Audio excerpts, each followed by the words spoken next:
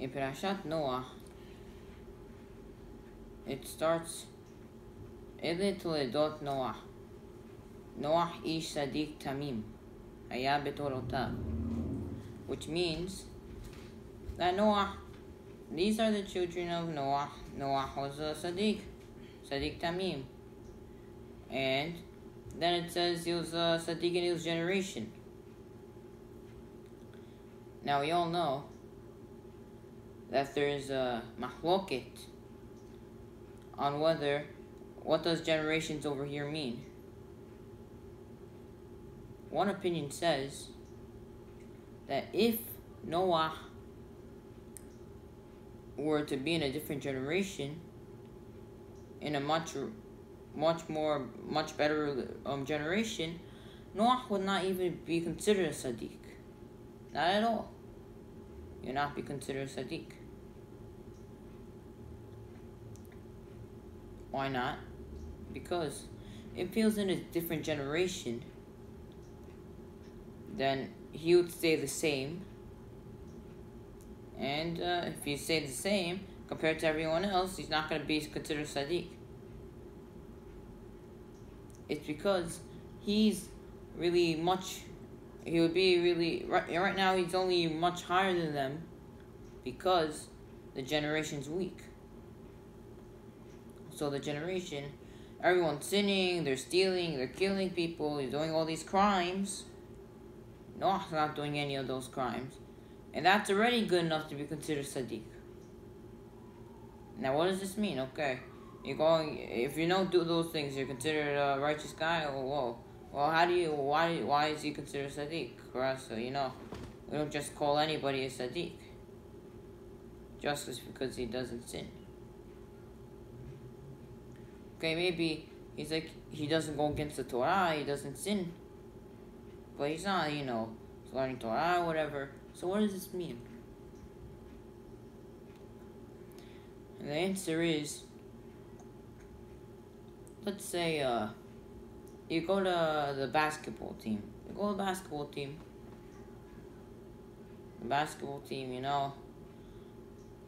everyone on everyone who makes it to the NBA, they're all good. They have to be good basketball players. They can't just be some random guy coming. You have to be good. You have to be a very good player. So, let's say, there's really a guy, we call these other people, we call them bad. Even though they're much better than us. Why do we call them bad? They're not good players. They're not good. They're much better than us. But compared to everyone around him, he's nothing special. He's below average. Everyone else, they're scoring, they're dunking, they're doing all these things. While what is he doing? He's sitting on the bench, he's not really playing, he's not making any, that's basically what happens over here. It's only because everyone around him is much better, even though, compared to us, he's way better than us. If you have someone, let's say the whole world, instead of averaging, let's say they average the whole world, everyone, they average 100. They get, or 95. Someone averages, the average of everyone together is 95. So, what happens if you get over 95? You're a smart guy. Why? Because you're better than average. Better than average is smart, no? What if you get below 95? Then in that case, maybe an 80 would be a fail. Getting an 80, which we think is a decent mark. Very good. Nice mark. That would be a fail. Why? Why is that a fail? Isn't that a good mark? The answer is, compared to everyone else, everyone does good. And automatically, you're supposed to be able to do better. You're supposed to be like the average. But if it's the opposite way around, you have everyone averaging 50s, 40s, maybe a 50 or 40 is a very good mark. What's a failed 20?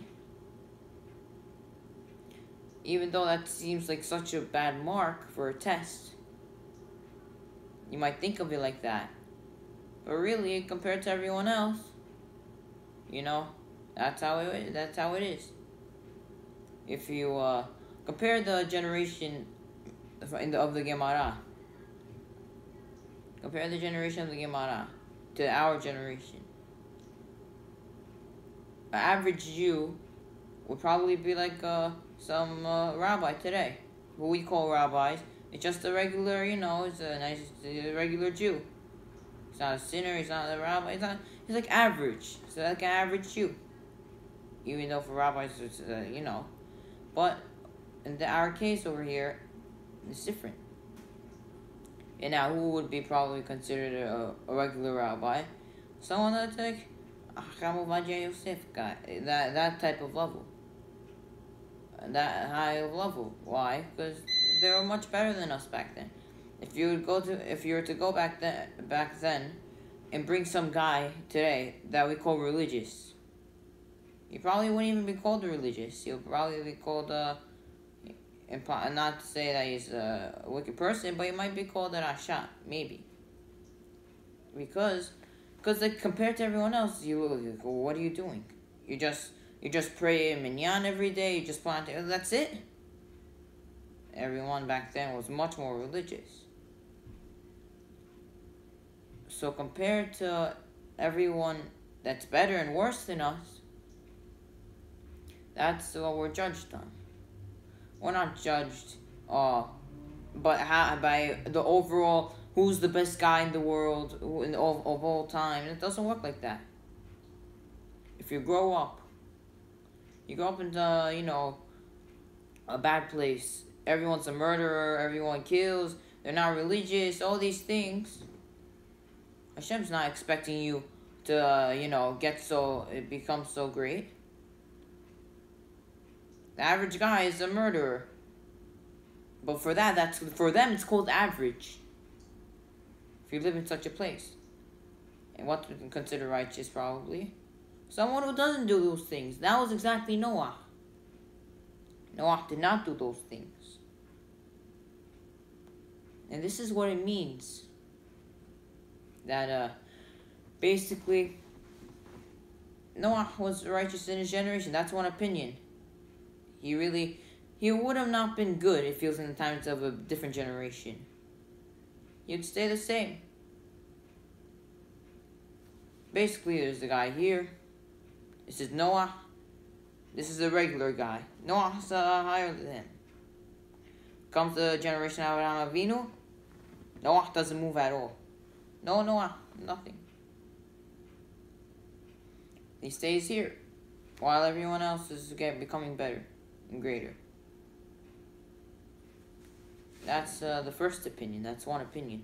That he'd only be righteous. He's only considered righteous because he is in this generation he is in, It's only because he's in such a bad generation where every single person, he's already a sinner. And it's not like, that's you don't expect someone who grows up somewhere bad to become someone good. That's the first opinion. Now, the second opinion says, no, it's not true. If Noah was in a different generation, he'll also become more religious.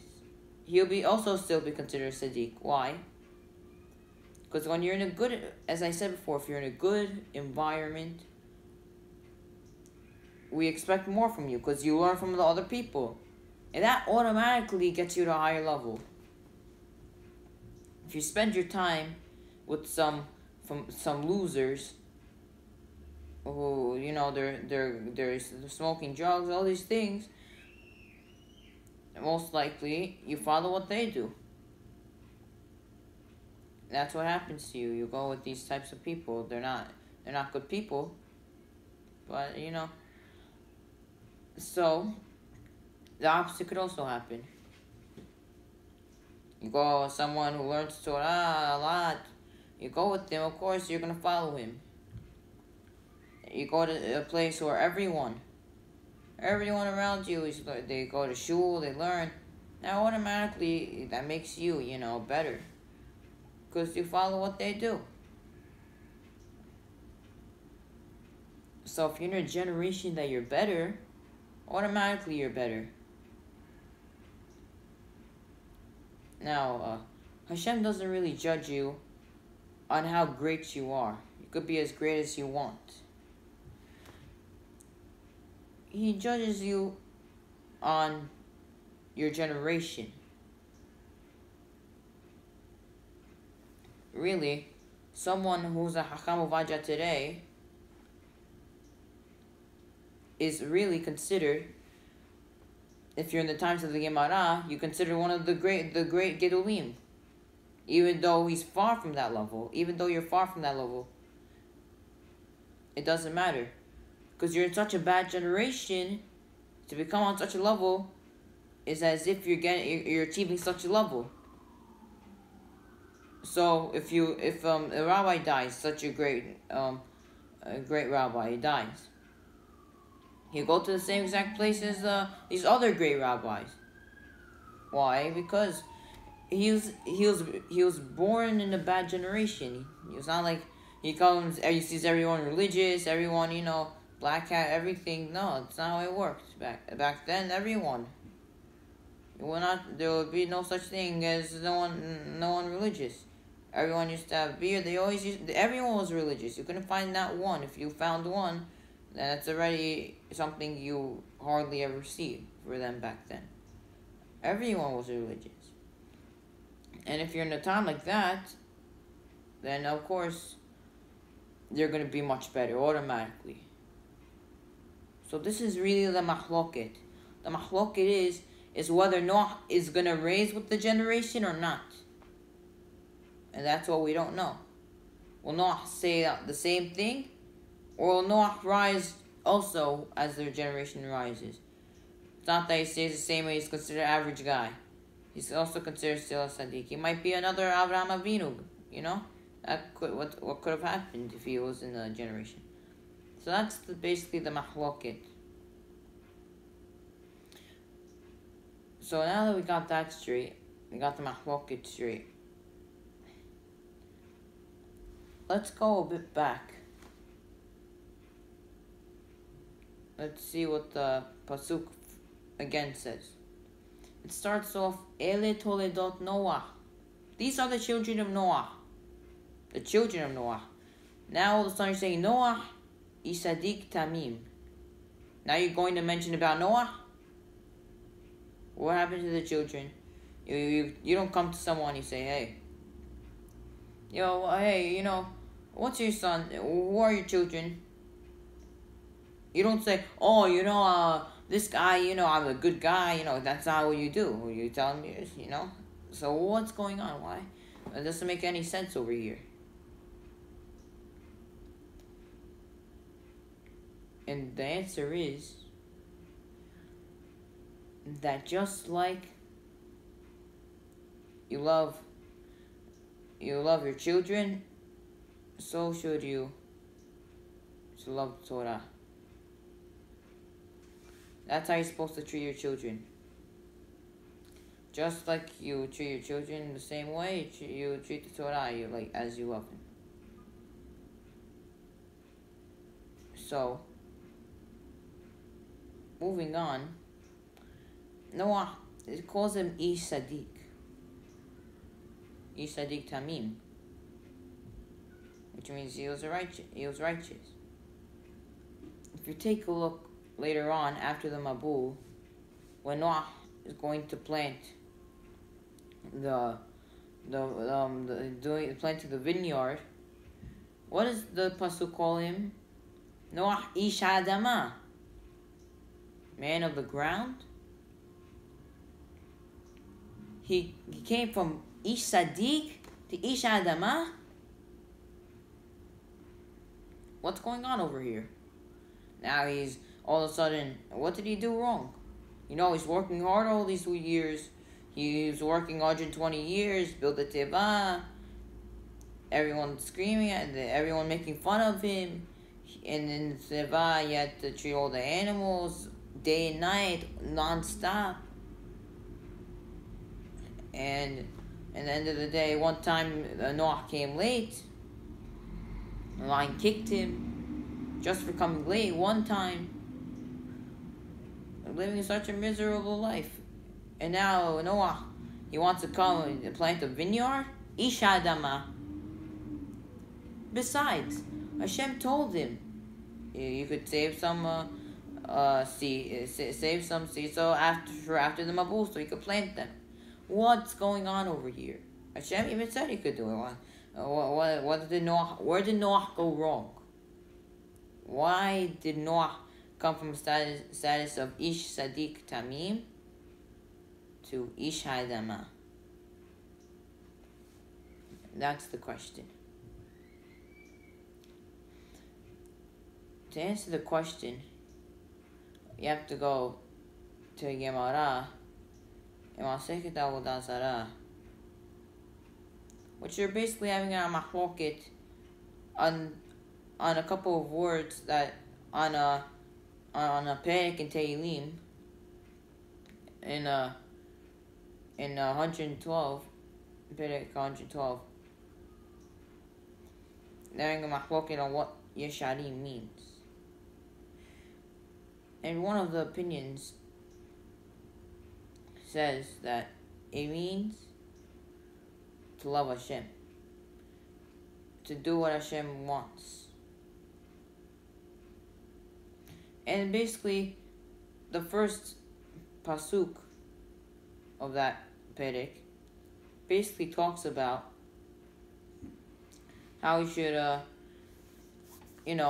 you should desire to do Hashem's commandments. To desire Hashem's commandments. Now, what does that mean?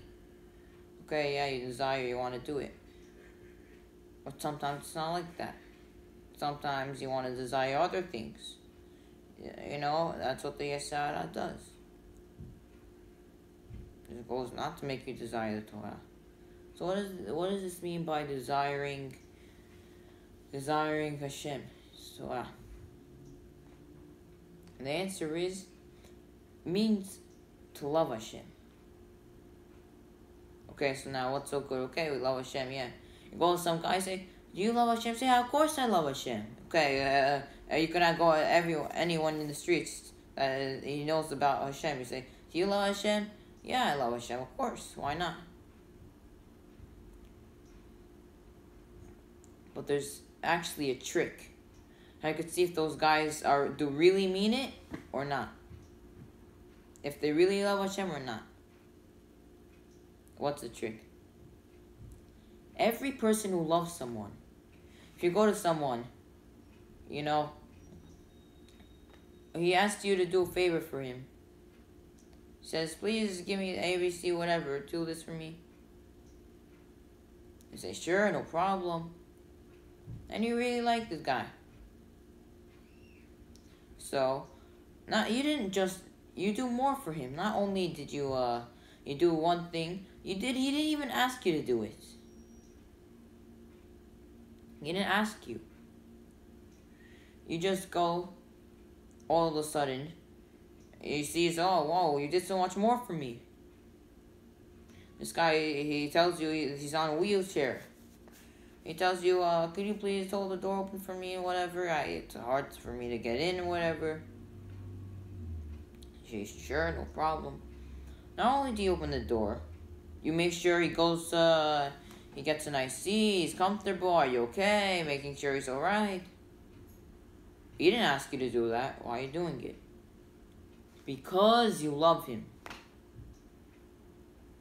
The same goes here. Hashem. You're supposed to love Hashem's things.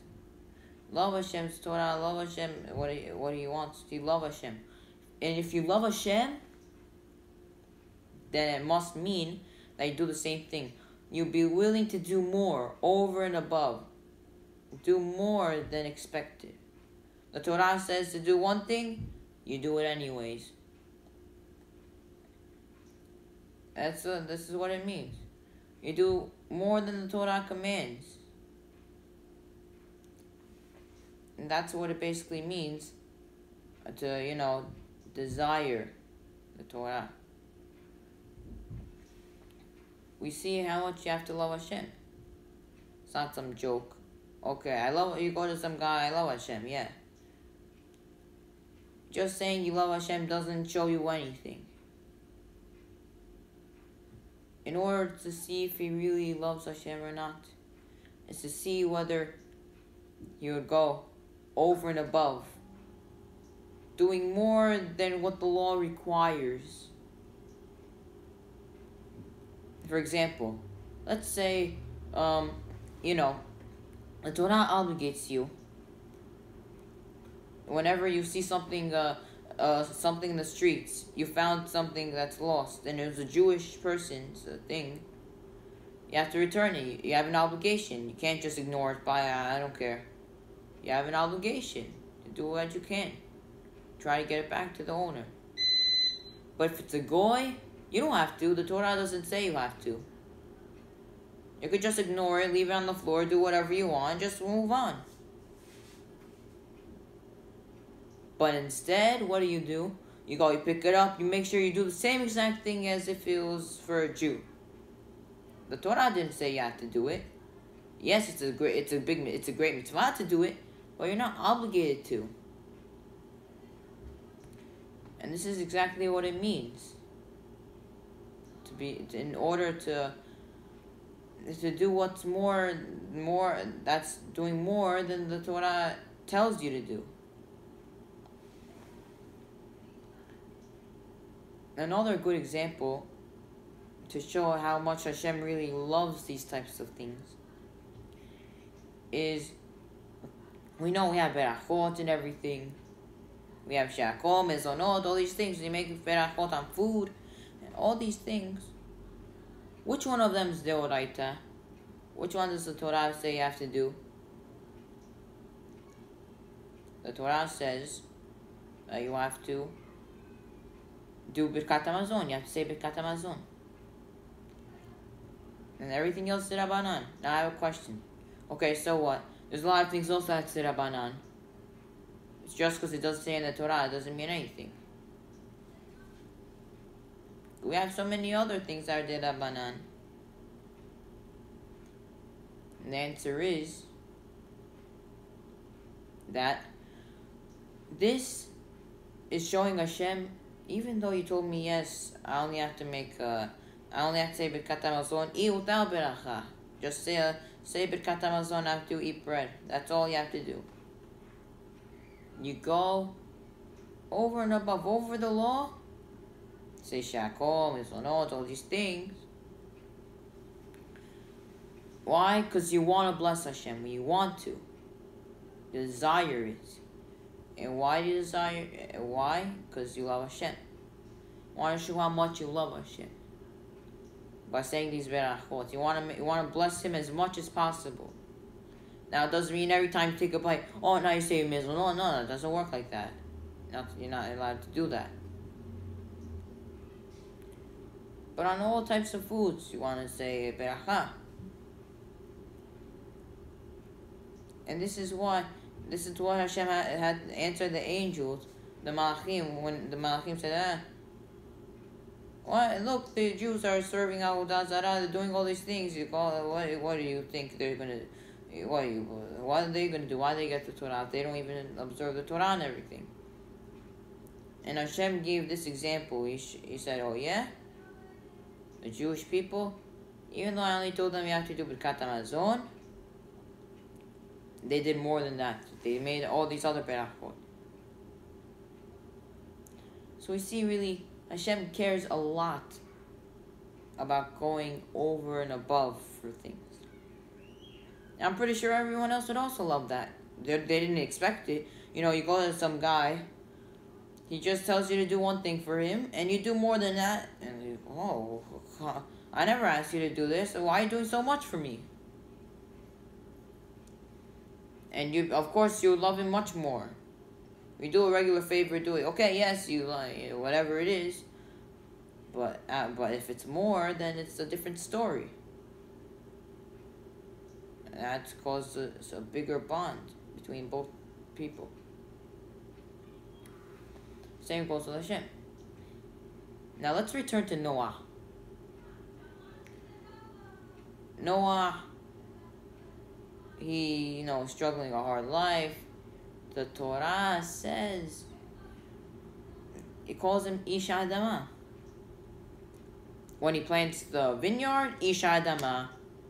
Whoa, come on, what happened? He didn't do any sin. What did he do? If you go to some guy, he gives you a test. The test's very easy. You get everything right. Check, check, check. Now there's extra credit on the test. Extra credit. There's 5 extra credits. And these are hard things. Like, it's a hard time. It's so easy. You struggled a little bit. But at the end of the day, you got only 2 extra credits wrong. Everything else, check, check, check. And the guy comes over to you. Say, you got 65 on your test. Huh? What do you mean? I got wrong extra credit. Everything else is correct. I should get 100, no? Why did you give me 65? This is what's going on with Noah. Noah, he did what Hashem told him, but he didn't do extra credit. So, you don't have to do extra credit. Who said you have to do extra credit? Why is Noah getting punished? Or not really punished. I mean, yeah, he's getting punished, so to speak, by getting this lower status. Just because he didn't go above the law. It doesn't make any sense. What, do you want him to do more than you expect? You go to someone. You tell him, this is what I want from you. Are you expecting him to do more than you asked him? No. If you are, you would tell him what you're expecting him to do. Expecting this guy, go do something, go deliver this to this guy, come back, whatever. That's what you're expecting. If you don't say it, what do you want from him? What, you want him to figure it out on his own? And this is what's really going on. This is what's going on with Noah. Noah, he did so much. Starts off the Teva, building it 120 years, struggling. Everyone makes fun of him for building the Teva. He struggled with life. In the Teva, day and night, non-stop, feeding animals, make sure they're good. And at the end of the day, one time he came late and the lion kicked him. And what happened? The rest of the rest of the journey, he had to go lumping. He was walking, something happened to him. But what did he do wrong? He did everything Hashem told him to do.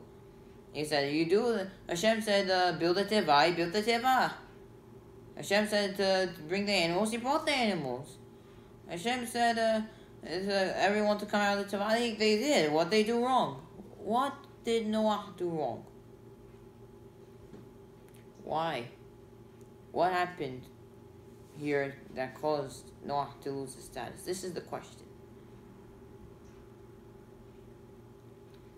And the answer is, as we explained before, that Noah did not go over and above. Now, so what? You're doing extra credit. So what?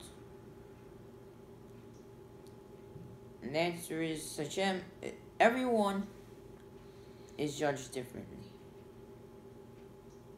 It might not be a sin not to do extra credit, to do more, to go over and above. But for some people, they get punished for it. And that's including Noah. For on Noah's level is not to, to be just doing what Hashem tells him. Hashem expected more of him. Hashem expected him to go over and above. Go Go over and above. And this is the proof. The pasuk starts the Noah. It says Noah ish sadik tamim. Ish sadik tamim. He shared his Torah with others. He shared his religion. That's what tamim means. And so what happened? Time the Mabul comes. Why Hashem told Noah, build it 120 years? Why not 1 day, 2 days? That's it. Why'd you have to wait 120 years? The answer is Hashem wanted to give everyone a chance to do Teshuvah. And in order to do that, they would come over to him and say, what are you building this Teshuvah for? What would Noah tell them? You're all going to die in Mabul. If you don't do Teshuvah, that's it. No Mabul. If you do Teshuvah, you're going to go die in the Mabul. If not, then, okay, you'll be saved. And they would all laugh at him. You loser, who are you? You think, what do we have to believe? Your fake stories? Who are you to say such things? That's what they would tell Noah. Noah would say, do what you want. If you want to believe me, you want to become religious, you want to do Teshuvah, no problem. But if you don't want to, okay, don't do Teshuvah. What will be your end? You'll die in the Mabul, not my problem. Now that was his mistake. Even though Hashem said just to do that, Hashem expected Noah to actually go above the law. Not just, just tell them, you want to? Yes. If you don't want to, no. Even if they would say no, he would keep on begging them. He would keep on pushing them, showing them proofs, the Torah, yes, this, that. All these things. And not just give up on it, okay, choose what you want. He should have put more effort to try to bring them back. Not just let them go. This is why the Torah calls the Mabul Shel Noah. It's the Mabul of Noah. Why is it what? Noah? Why is it called? Why? What did Noah do? Noah. The only reason the Mabul happened is because of Noah. He did not bring them back. He did not say, no, come on, you have to do Teshuvah. He didn't push them. Just to do whatever you want. This was Noah's mistake. And because of that, the whole world got wiped out. What would happen if Noah brought everyone back? There would be no such thing as the Mabul. And another thing that would happen is when we pray Amidah, we say Baruch Atah Hashem Elokeinu v'Elokei Abraham Elokei Yitzhak v'Elokei Yaakov. We'll add in the beginning before Abraham, we'll add Noah. And because he did this, he lost this title. He did not go above the law. I'll give you an example. Abraham Avinu. Abraham. Hashem says, please take your son Yitzhak. Go slaughter him. He says, please. He didn't say you have to go slaughter, just please do it. Please do it. And guess what? What was Hashem telling Abraham before that? Why all this nonsense? They're slaughtering their children for whatever their things are. They're all slaughtering their children. Now Hashem himself says, go slaughter your child. Okay, whoa. Abraham could have complained 2 billion. Could say, come on, Hashem, you just told me 2 seconds ago about how bad this thing is, and now you're telling me to do it. That's what Abraham Avinu could have said. He just went on with it. And not only that, it says Vayashkem Abraham Babokir. He woke up early. Not just I sleep till midnight. Give me some time, please. No, he went straight. And this is what Hashem expected from Noah, to do more than expected. To do more than Hashem just asked. He asks you to do one thing, you do more. Even though he does not have to do extra credit, for him, his level is, he has to do extra credit. It's like the extra credit's mandatory for him. It's like, it counts. And that's the difference. And this is exactly why Noah got this title. Now exactly, when you go to the end, you go back to, Noah, Isha Adama. Okay. Noah, Isha Adama, fine. You call him that. But you call him that when he, takes the wine.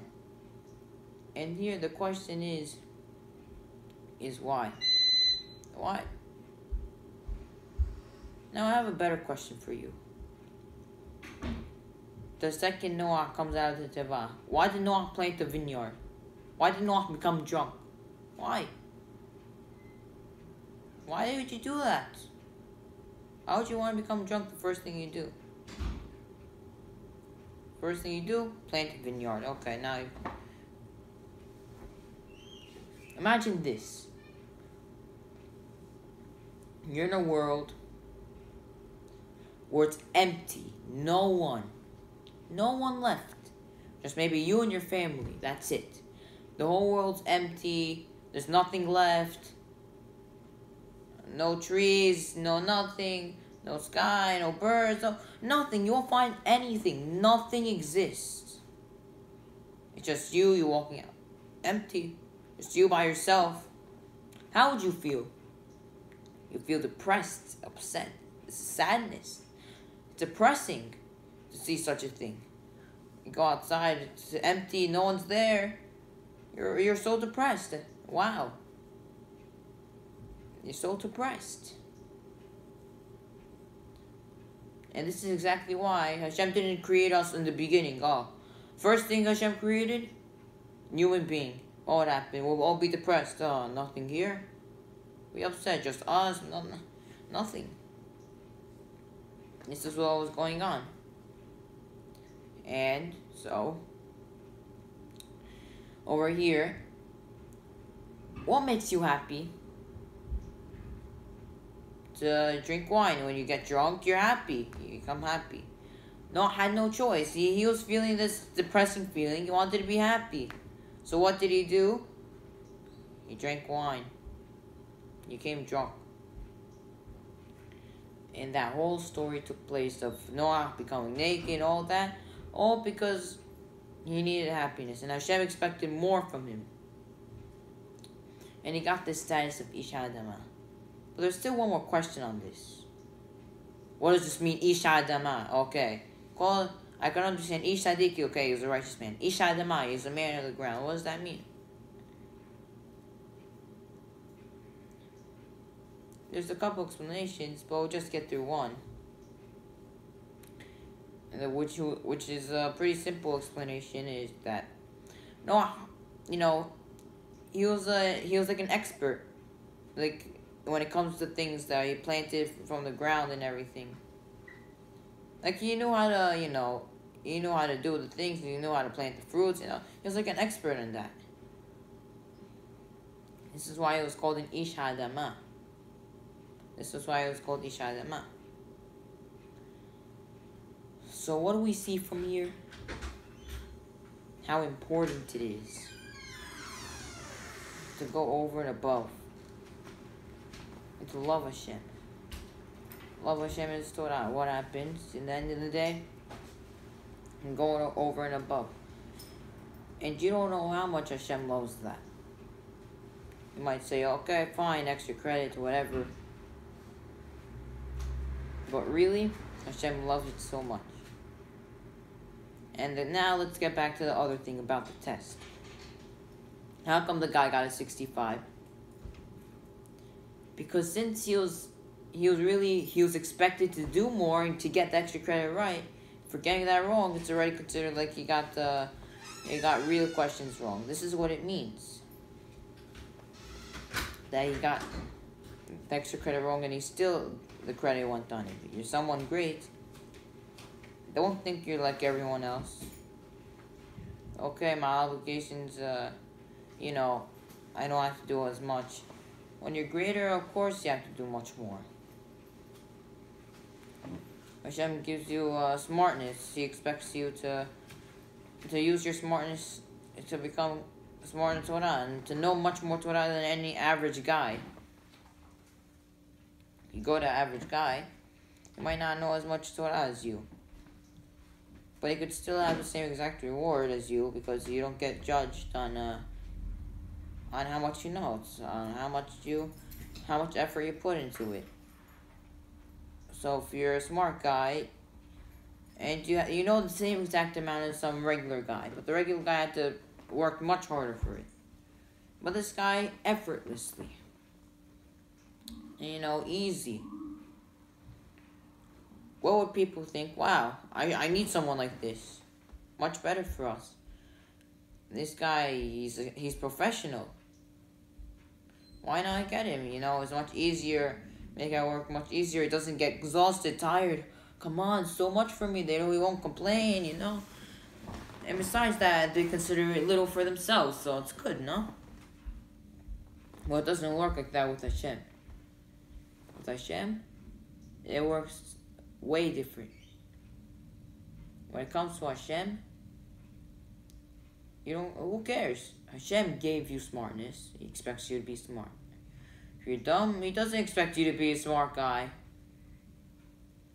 That's how it goes. And this is Noah. Noah's love was, he expected Noah to go over and above. Noah ish sadik tamim. Tamim. Share his Torah with others. He would share his Torah. Or in other words, he would also bring people back to him. Bring people back to the truth. And at the end of the day, did that happen? No. That's what we see. Hashem expected Noah to be Sadiq Tamim. And that didn't happen. So technically, he was a shot for his level. Like he was lower than he was expected to go.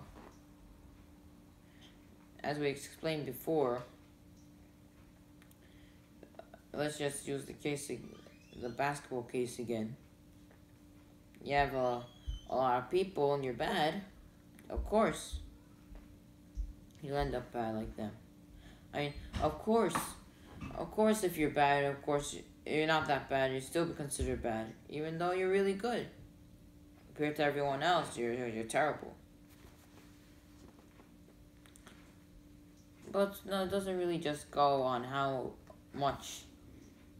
It's really not just everyone else, also you yourself. You're a basketball player, you usually average, you're an all-star player, you average 40 points a game.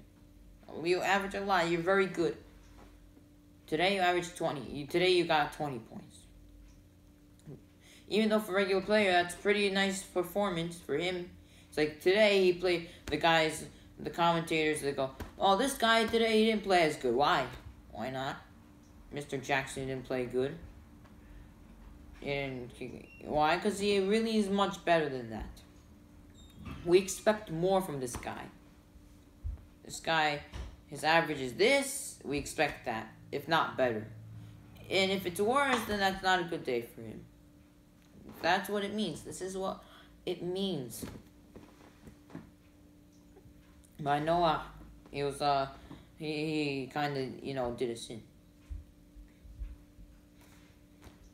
We see from here how much we have to love Hashem. We have to love His mitzvot, love Torah, everything, in order so that we can go over and above. A nice example is Sisit. The Torah doesn't tell you, you have to wear a four-cornered garment and wear Sisit. No. The Torah says, if you're wearing a four-cornered garment, just put the strings and that's it, Sisit. But you don't have to wear a four-cornered garment. You don't have to walk around tzitzit. Who said you have to? All you have to do, you could just wear a non-four-cornered garment thing, and then you're fine. You're good to go. You're not doing any sin. You just go walk around. You're perfectly fine. But, and you still go and you do it? That's what Hashem really did not ask you to do more than He told you. Hashem did not tell you to wear a four-cornered garment just so you could wear tzitzit. Of course, now if you're just going to wear a four-cornered garment, not because you want to do tzitzit, fine. If that's the only thing you have, I have to wear a four-cornered garment, whatever, I have to put on tzitzit. But you put on a four-cornered garment just so you could wear tzitzit. And those, of course, by doing that, so many things come out of this. How many mitzvot we can get, how much protection, everything. Of course, there's crazy stories on it. One of the great rabbis, I forgot his name, but he would wear over 100 tzitzit all together in one. And if you think about that, you're walking with so much tzitzit, you could barely even walk.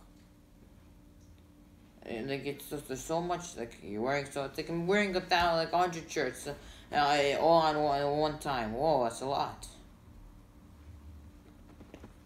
So, how this all happened? This rabbi, one time, he was about to pass away. He's about to die. And the rabbi said, he was saying, Hashem, if you save me, from now on, however long I live, is how much pairs of tzitzit I wear. If I'm 60 years old, I put on 60 tzitzit. You get it? Like every year he adds another one. 61, one more, That's what happened. And for us to go walk around with these billions of tzitzit, it's annoying, no? And this is what it means to go over and above for the Torah. And this is how you could tell if someone really loves Hashem or not. Only someone who loves Hashem will go over and above. Not some random guy who just says, I love Hashem. Everyone could say that. Everyone could say something. You go to someone, he's threatening you. He says, yes, I like this person, yeah. Does he really like him? Sometimes he's just lying, so you can get away with it. But if you really want to see whether he does it or not, if he really loves, you could just do a test, see how much would he be willing to go over and above for me for. I just ask him to do something. He just does it regularly. Cannot be he loves me. Of course, if he's not able to, that's a different story. Don't expect someone to go over and above for you and do more than you asked him if he's not able to. Hashem doesn't ask you to do more than you could do. Does Hashem to go to you and says, go, you fly. You have to fly. I'm sorry, Hashem, we cannot fly. How are we going to fly? What do you want from us? We're not like birds, we can't fly. Hashem doesn't say such things. Go do this, go do that. Okay. Hashem doesn't expect these types of things in people. You can't go this, go that, fly, not fly, whatever it is. It doesn't matter. Point is, that it's not that Hashem just tells you to do anything then that you're not able to do it. Hashem doesn't ask something from you that you can't do. If someone knows you can't do something, someone knows I don't know, you're not good in this thing, or you don't know how to do something. What do you tell you to do it? No. You tell someone, oh, come, bring these animals. Come tame the animals, make them come here. And you don't know nothing about animals. You don't know this. What do you ask you? No. Why do you need to ask you? You ask someone who knows. Maybe if he doesn't know, he asks you, okay, yeah, do you know? But you won't say, yeah, go do it. You say, you'll be like, excuse me. I don't really know how to do these things. So this is what it means to love Hashem. We have to love Hashem.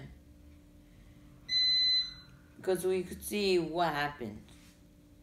The Torah is not something. You could just say, the Torah, I'm doing what I'm told to do. What do I care? I'm doing what the law says. What do you want from me? What do you want me to do more than that? Come on. It's enough for me already. The answer is no. You can do much more than that. So, this is what it means to love Hashem. Now, let's take a look at, next thing that happened after the Mabul.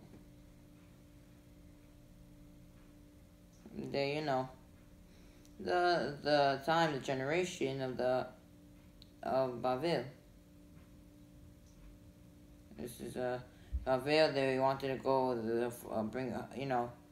build the tower, fight Hashem, whatever. And this is the whole story, whatever. And then Hashem confused their language. That's why it's called Bavel. That's the whole story. But now, the question is, which generation is better? The generation of the Mabul, or the generation of them building the tower? Which generation is better? And to answer the question, we have to take a look at what each of the how they were sinning. Each of them, how were they sinning? Were they sinning the same, differently? We'll find out. So, let's start off with the generation of the Mabul. Now, Mabul, you're sinning, you're stealing, killing, murdering, all these things. You're doing all these things. Why are you doing it? You have desires. You can't control your desires, You have desire to eat non-kosher. It looks very juicy. The steak's very juicy. You want to eat. What do you want from me? I can't do it. I want to eat, so I'm going to eat. Or I don't, praying. I don't feel like praying today. I just can't. I want to do something else so badly. I have to go to business, whatever, all these things. I can't. And basically, you can't. The reason why you sin is because you have desires. Yes, the Torah. You don't have nothing against the Torah. Hashem. You know what the Torah is? The Torah is, you're supposed to trust in the Torah. You're supposed to follow the Torah, but you're just too weak. You can go to some people. You say to them, you say, hey,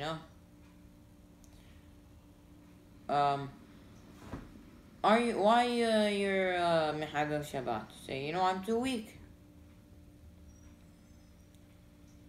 But sometimes they don't know what they're saying.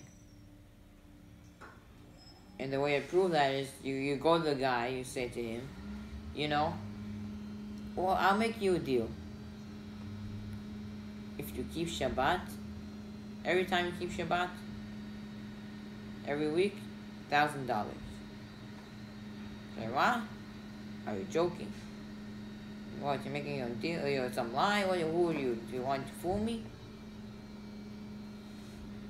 You tell them, no, what are you talking about? Can't be. I'm not fooling you. I'm serious. So yeah, and I'll be willing to do it, no problem. Now you're about to shake the hand on the deal, and you say, and then you just all of a sudden say no. Yeah. Well, you see, why are you lying to me? And then what would you say to him? Say, see, I just proved to you that it's not that you're too weak. If you want to, you're able to. If you want to, no problem. You see, the $1,000, of course I'm doing it. Why not? It's not that you're too weak. Even if you're offered billions of dollars, you're just too weak, and you can't do it, then whatever. And it's just like I mentioned before. You can't, if something that you can't do, what do you want from the guy? You're not gonna ask him something he can't do. And he himself says, I can't do it. Why? It's not that he can't do it, he just doesn't want to do it most of the time. Someone, you ask him to do this for him, do a favor, he says, no, I'm too weak, I can't carry this, I can't do these things. So what do you want from me? This is exactly what it is. They have these desires, they're too weak, they can't fight their Yetzirah, and what happens is this becomes a whole mess, and they become sinners. They steal, they rob, they do all these sins, these crimes. Not because they have anything against Hashem, but they're just weak. What if they see a rabbi in the streets? They say, wow, rabbi. They kiss his hand, whatever, say, how are you, rabbi? Please give me barakah, all these things. It's not like he disrespects the rabbi, says to you, you loser, who are you? Who do you think you are? They respect the rabbis, they respect the Torah, but it's just that they're too weak. That's one of the things. That's the generation of the Mabul. They were really they know what they're doing is wrong, but they're just too weak. What do you want from them? They did not deny Hashem or anything. That's that's basically the generation of the Mabul. Now moving on, we have the next generation. Generation of them building the tower, wanting to fight Hashem.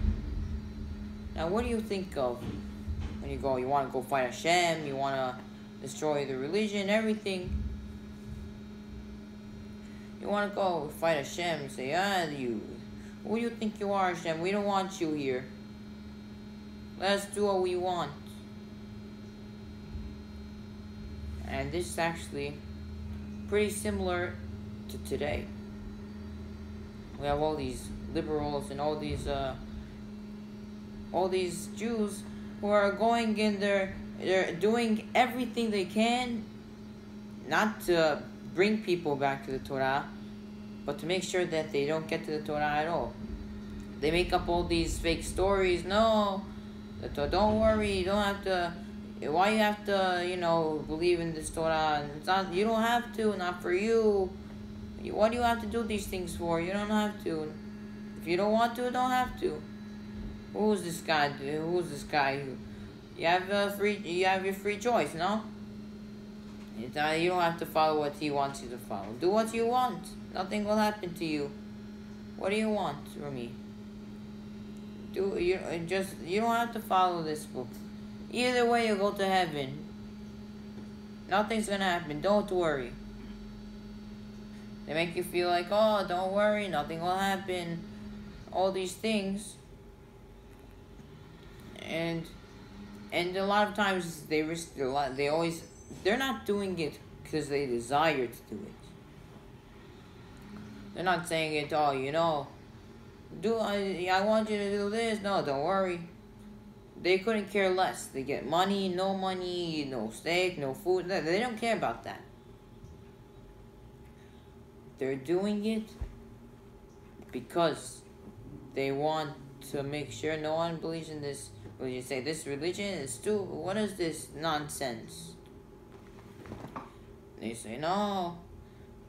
And they say all these things that contradicts the Torah. They say all these things. They say gay marriage, all these things. And they're making it like it sounds right. Why not? It's very good. All the things they say, it's all nonsense. They say, oh, human rights, animal rights, all these things really, and they're not true. Human rights. What do they mean by human rights? Okay, human rights. When they're saying human rights, they say, oh, human rights. You want to go put someone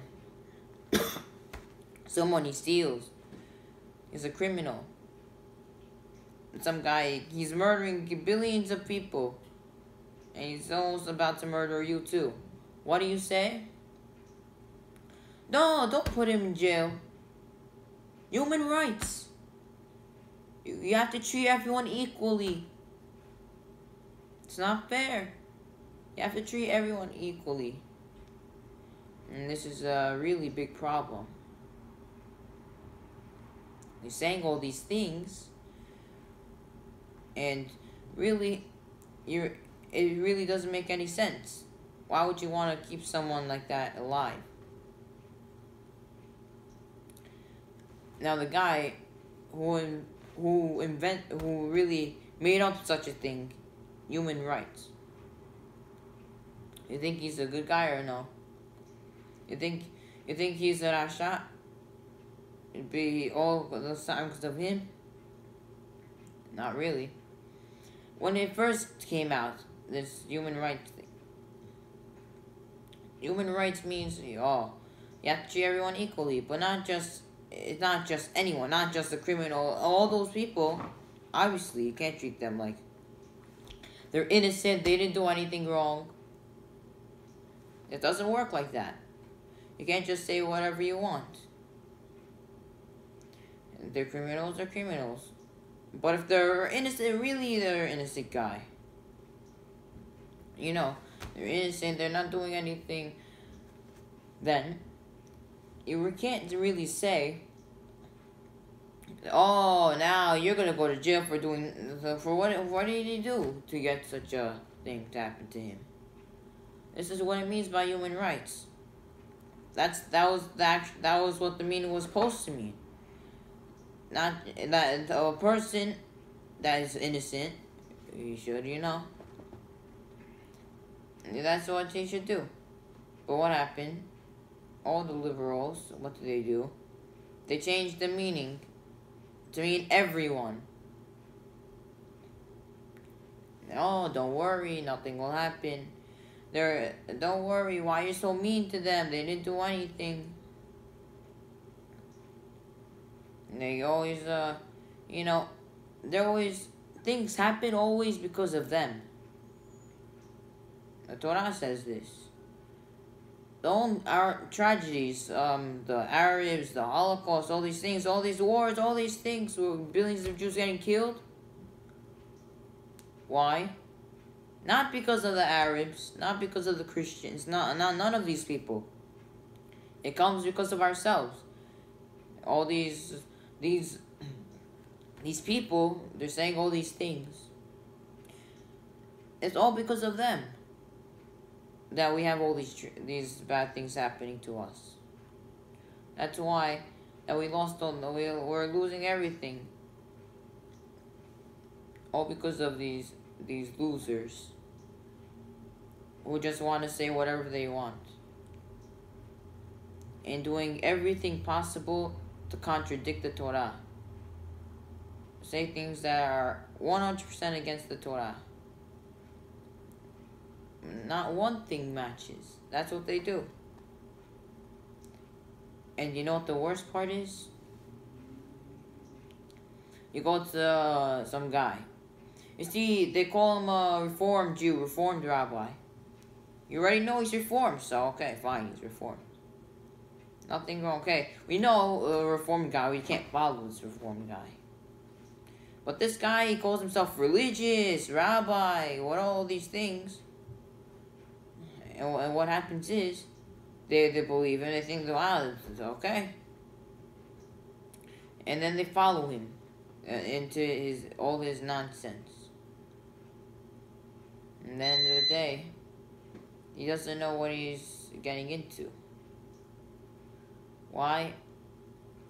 Because he just makes up this title, he's a rabbi, and he's not really a rabbi. He's worse than a Reformed Jew, this guy. He claims he's religious while he's doing everything against the Torah. And not only that, not only he desires it, he wants that. Even if he had a desire, he wants to learn Torah, even against his desire, he would make sure to get as much Jews away from religion as possible. And not only, they always cause us trouble, not just religion problems, everything else too. They want the Arabs to, come kill us, even if they're the Jews. It might be who they are, but it doesn't matter. And what's their end? Not just that Hashem, what Hashem does to them. Even the people they're defending, the Arabs guy. Let's say they go into the war. Who will the Arabs kill first? Not the Jews. The Jew, the liberal Jew. Why? Because that Jew, he was a traitor. He betrayed the Jews. And what if he betrays the Arabs too? You want me to get him to... even though he might have helped him out a lot. To get his land back, to get these lands, whatever. All thanks to him. But it doesn't really matter. Because he doesn't know. Because all it is a waste of time. So at the end of the day, they just get themselves killed. And they're the first ones to kill. You say, you might betray us. You want to cause us problems too? No, I'm sorry. No, we're not gonna let it happen. We appreciate all the things you did till now, but you can't go any further. That's what happens to them. But they don't care. They'll be willing to die just to go against the Torah. Do all these things. All these gay marriage, all these things. Interestingly enough, you go to one of the places, the capital state of the gays. You go to San Francisco. Of course, we know that whenever there's all these things, avodah zarah and immorality, these things cause natural disasters. You get hurricanes, you get tsunamis, earthquakes, all these things. Why they come? Because of their nonsense. For example, recently we had in Florida, we had Hurricane Michael in there's 2 hurricanes coming in the same exact place. 2 times, in such a short time. And who lived in this place? And where did it take place? At Miami, and the people in Miami are all they're all gays. And that's why this happens to them. But not only does you get the flood and whatever. I mean, why not? You get all this rain, the floods, all these things. Yes, fine. After all these places. But something that's even more interesting, it's not just you that you're wicked. You know who also becomes wicked? The trees the animals, everything. You say, well, okay. We also see, also in this week's Parashah, in the beginning, everyone was wicked, even the animals. Now, how is this possible? How animals don't really have a choice. They do what they desire. Okay, so what do they do wrong? And the answer is, when they're next to these people, they get influenced by them. Guess what? They become like them too. In San Francisco, the place where all these things take place, some trees, they're growing sideways. Why? Because they're influenced from these things. And not only that, you see some animals, they get together. It's male with male, just like these people do. And that's what you see. You can influence anyone from these things. And that's how they also become wicked. Just if you become wicked, they also do. So this is what it really means. So now the question is, who's better? The flood? The Mabul times Mabul, or the times of the liberals? Who do you think's better? The one who wanted to fight Hashem, they wanted to kill God? Or the one who they didn't have a problem with God, but they're just too weak. They had desires. Obviously, the answer is the people that are worse were the liberals. Now here's the big question. Okay, yeah, fine, they're worse. But the Mabul, what was their punishment? The Mabul, what happened? Rain. The Mabul took them all out. All died. That's it. Gone. Every single one of them. How about the times over here? Different. Why? What happened to them? All they did is they got their language confused.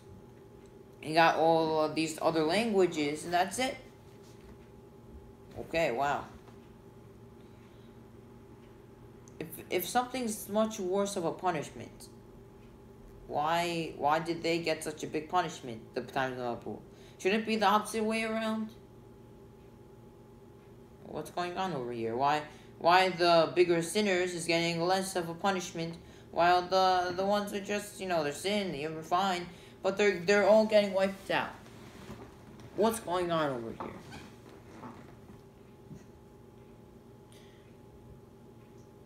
And to answer the question, we have to go to another question. When Hashem goes he's speaking to Noah. He says, I'm gonna destroy the world. I'm gonna bring a Mabul to the world.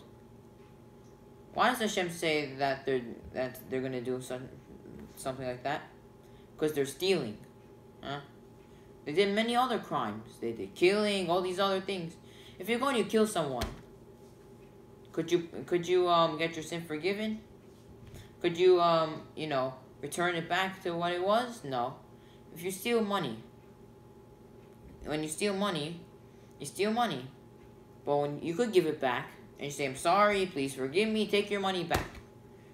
Yeah, I give you money back. What happens? That's it. The sin, no sin. Your sin's forgiven. When you kill someone, you can't bring him back to life. So, in that case, what does this mean then? Okay. Why is stealing the bad thing over here? Who cares they're stealing? It should be saying something else. They were killing, they're murderers. Okay, fine. Why do you say that they're stealing? What's the problem with that? And the answer is, let's say now, we have to look at what Hashem, the levels of how Hashem punishes.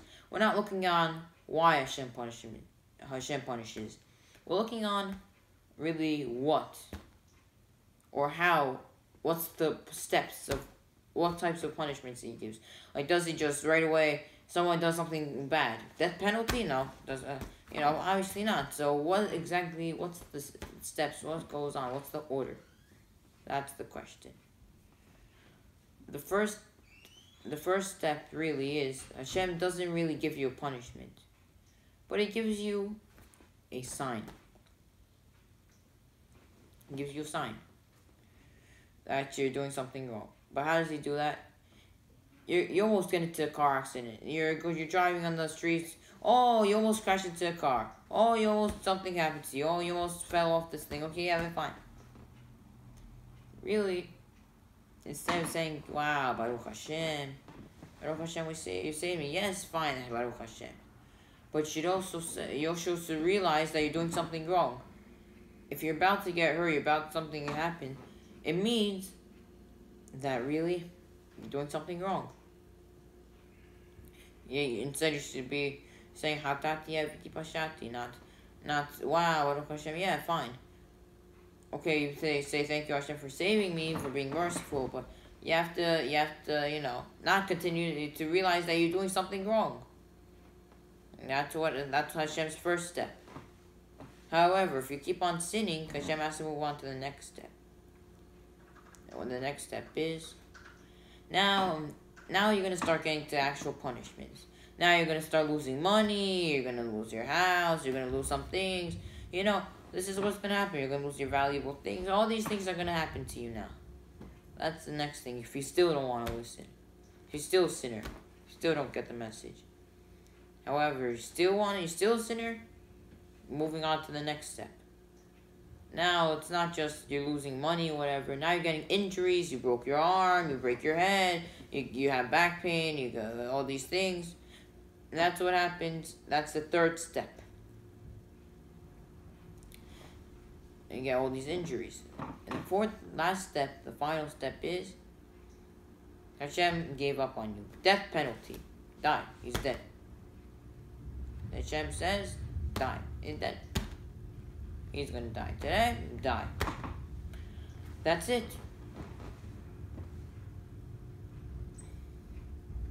That's all. Now, going back.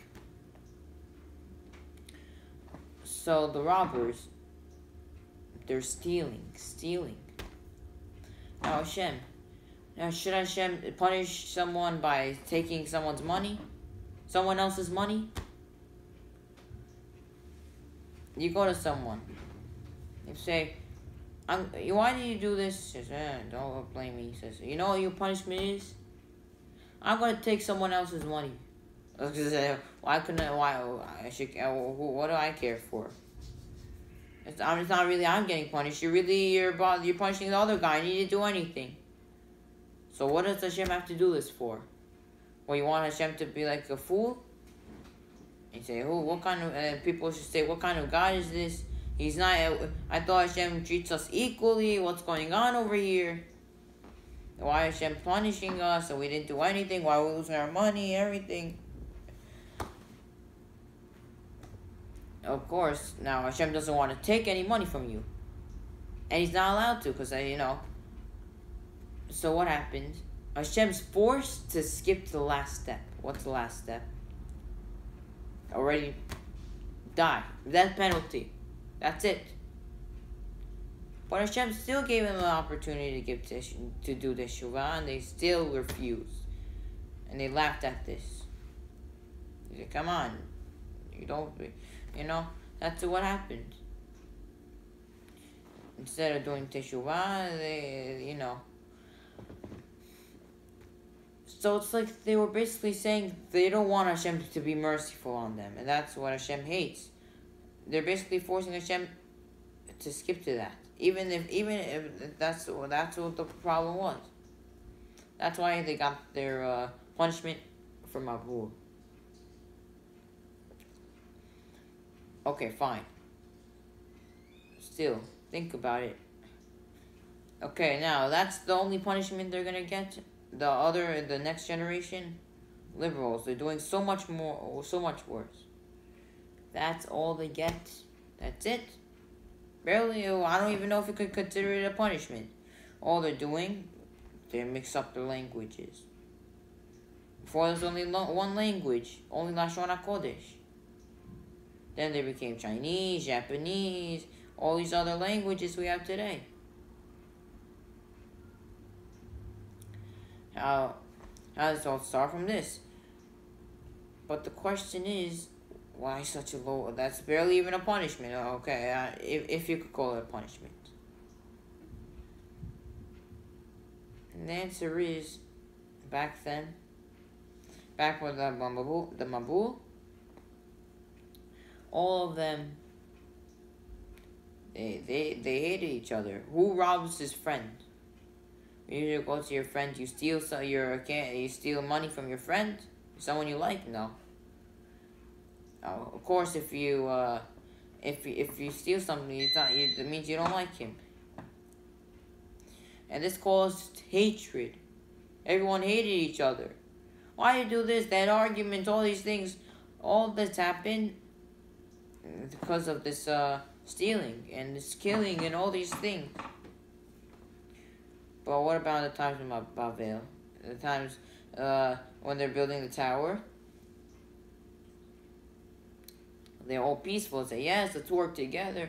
Even though they wanted to go harm Hashem, Hashem loves peace. Instead of going fighting, arguing, well, we see that Hashem, he'd be willing to get rid of his name to have shalom, to have peace. And that's saying something, to stomp on Hashem's name just for peace. Wow. If so, to go and do so much means it's so important. All of them, Hashem says, I can't punish. Even though, yes, they're sinners. Fine. But they're just so peaceful with each other. How can I punish them? How can I punish them? Hashem doesn't know. What should he do? Should he punish them? Of course, I'm not saying Hashem doesn't know anything. So that Hashem is like, well, I can't punish them over here. So we see how important it is to have peace with each other. Not to start an argument because we feel like it, Today I'm in the mood to bother this person. I want to annoy him. Why not? I'll annoy him, nothing will happen. Why? My entertainment. I want to, I'm bored. Why not? I want to make someone mad today. This is what I want to do. So I'll do it. Why not? And he does it. The guy gets mad at him and now he hates him. Great. And now they always have arguments all the time. What he could have done is the opposite. Someone he hates him, he tries to make peace with him. Say, come on, calm down. He gives him presents. He makes him like him. Everything he does. That's what Hashem wants. Hashem wants peace. And that's exactly what Hashem wants. He doesn't want us to be going, no peace, no shalom. I don't care about anyone else. What do I need peace for? Now, this is what it means. That Noah, and this is Noah, and this is the times of Mabul. This is the difference between the Mabul and the tower, when they were building the tower. This is the difference. When it comes to the Mabul, they hated each other. They're doing all these sins. They're basically causing Hashem to bring this flood on them.